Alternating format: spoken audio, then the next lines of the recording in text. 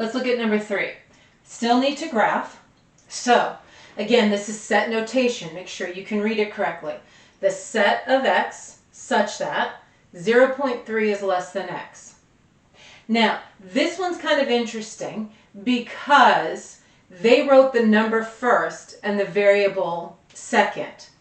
When you're reading an inequality, you should always read the variable first. So in this case, I'm going to read x is what? Yeah, the larger side's facing the x, so x is greater than 0.3. And for some of us visual people, we literally should write down what we just said. X is greater than 0.3. So, now I can graph it, because now I can see it plainer. So again, the only number I care about on this number line is the 0.3. You want to put all the other numbers around it, that's fine. You've got to do what's best for you. And according to the statement, I'm looking for numbers that are greater than 0.3. So to which side of the 0.3 are the numbers larger than it? Good, to the right side of it. So this is the side that's going to get shaded all the way out to infinity. Now, is x supposed to be equal to the 0.3? Nope. So what are you going to put? Good, open circle. Or you could put that parenthesis facing that shading, right? Okay, I'll be back. Let's look over here. I've got the set of x such that -2 is less than x and x is less than or equal to 4. So I got two things going on here, right? Remember, read the variable first.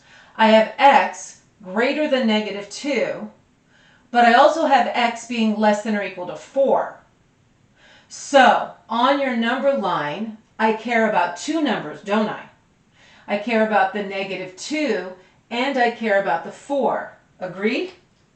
All right, so remember, x is supposed to be greater than -2, which means it's numbers to the right of -2, correct? But I also want x to be less than or equal to 4, which means I'm looking at numbers to the left of 4. So the numbers that satisfy this statement are the numbers that are located where? In between. I call this one the sandwich because x is sandwiched between the -2 and the 4, which means the numbers I'm looking for are sandwiched between the -2 and the 4. Now, do we want x equal to the -2? No. So what are we going to put? Good. Open circle, or I can put a parenthesis facing the shading. Do I want x equal to the +4? Yes, I do. So I can put the closed circle or I can put the bracket. It's not equal to the -2, but it is equal to the +4. Got it? Okay, let's go to the interval notation. Remember, that's straight off of the shading. So, which direction do you read? Good, left to right. So on number 3 here, my shading starts at 0.3. And the shading ends at infinity.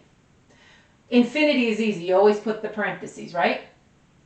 What about on the 0.3?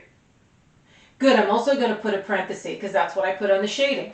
That's why we changed a few years ago to parentheses and brackets because we had to put that on the interval notation. Cool? Okay, number 4, how are we going to write this? Yeah, let's see if we can just write it all at once. So I'm going to put the parenthesis, the -2, comma, the shading ends at 4 with a bracket. Good? Cool, hang in there. Got some linear inequalities to go solve.